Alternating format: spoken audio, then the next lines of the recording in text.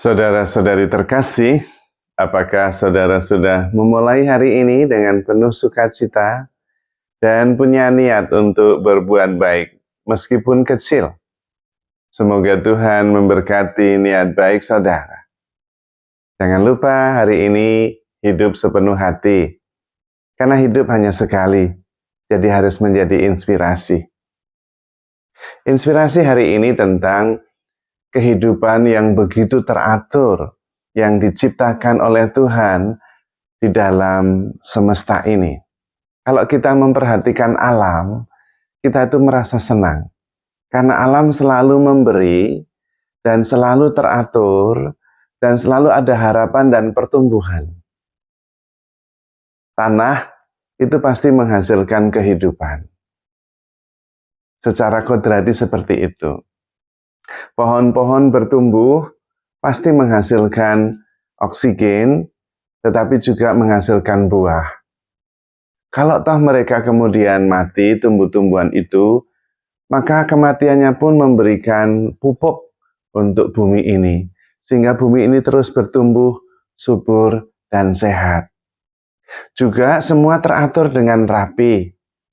Matahari itu juga memberikan energinya dengan daya tarik yang teratur, yang stabil. Demikian juga bumi berputar mengelilingi matahari. Demikian juga planet-planet yang lain, sehingga teratur rapi, tidak tabrakan. Tidak ingin siapa lebih dulu dan sebagainya. Semua untuk keteraturan, untuk kehidupan, untuk kebaikan. Dan semua juga sudah ditentukan periode waktunya, tidak akan berlangsung selamanya. Segalanya sudah teratur dengan baik. Berbeda sekali dengan kehidupan manusia ini. Manusia yang seharusnya menjadi bagian dari keteraturan itu, seringkali nggak teratur hidupnya. Mau duluan, mau siapa lebih banyak, dan tidak sesuai kadang-kadang. Dan karena itu ketika ada manusia, ada sampah, ada kerusuhan, ada perbedaan, ada iri hati, ada perselisihan, macam-macam. Tidak sesuai dengan semangat alam yang harmoni, teratur. Maka sebetulnya kita perlu belajar dari alam.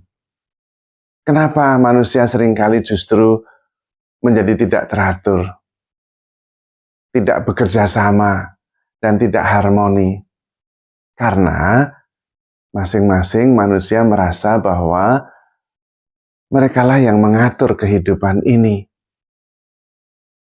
Padahal tidak tepat. Mereka bagian dari keteraturan, jadi bukan yang mengatur. Dan jelas tidak mengatur. Karena pertama dia lahir di dunia ini, bukan dia ngatur sendiri, lahir sendiri, milih keluarga di mana dia lahir juga nggak bisa. Apalagi mengatur supaya buminya berputarnya, jangan 30 hari. Nggak bisa, semuanya sudah diatur.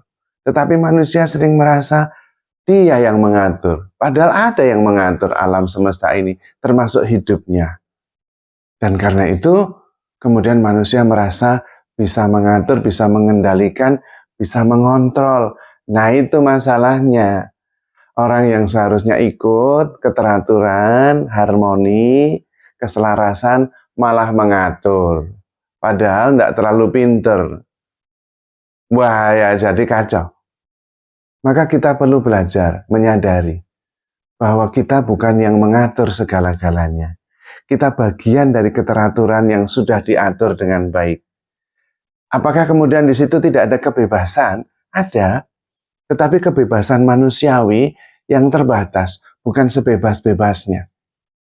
Tidak bisa kebebasan melebihi kemampuan dan juga anugerahnya.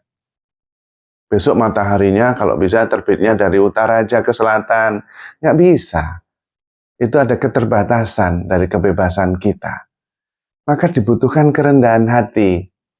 bahwa bukan kita yang mengatur segala-galanya. Bahkan kita harus ada kepercayaan bahwa semesta ini sudah diatur dengan baik oleh Tuhan. Itu juga demi kita, cintanya kepada kita, maka semuanya diatur dengan baik. Maka penting sikap dasar ketaatan, kesederhanaan, harmoni, keselarasan. Jangan mau menonjol sendiri, mau menang sendiri, mengatur sendiri. Kita tidak bisa mengatur segala-galanya sendiri. Tetapi kita bisa menghayati dan mensyukuri kehidupan ini dalam keteraturan yang sudah ditetapkan oleh Tuhan dalam hukum kodrat, dalam hukum semesta ini. Dan itu jauh lebih nyaman, membuat kita bisa tetap mengungkapkan kebebasan, menambah ekspresi, dan membuat kehidupan lebih baik dengan menyelaraskan kehidupan kita dan kemudian memberi nilai tambah. Bukan mengatur, tetapi dengan rendah hati menyadari ada yang lebih bijaksana mengatur kehidupan ini. Dan tentu kalau kita bisa selaras dengan kebijaksanaan ilahi itu, hidup kita jauh lebih membahagiakan. Maka apa yang kita pikirkan sebagai baik, sebagai yang indah, sebagai yang luar biasa itu belum tentu. Karena keterbatasan kita. Maka lebih baik kita tetap percaya kepada Tuhan, melakukan yang terbaik yang kita bisa, kalau keliru berubah segera. Dan memikirkan kebersamaan, kesatuan, bukan masing-masing sendiri-sendiri. Itu kacau ujung-ujungnya. Karena hidup tidak pernah sendiri. Kita terhubung dengan yang lain-lain. Terhubung dengan udara, setiap kali bernafas itu berhubung dengan udara. Dan udara itu berhubungan dengan ciptaan yang lain. Pohon-pohon, burung-burung, manusia yang lain. Dan karena kita saling terhubung, ya kita saling berbagi.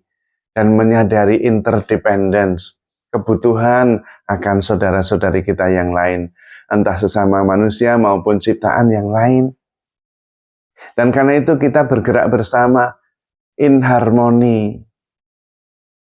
Di situ dibutuhkan penyangkalan diri.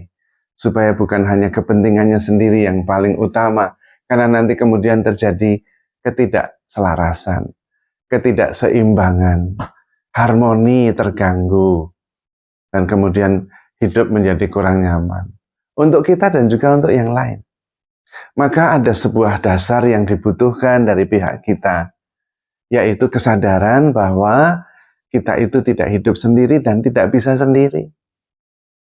Dan kita adalah bagian dari rencana besar yang sudah direncanakan dan diatur dengan baik oleh penyelenggaraan ilahi.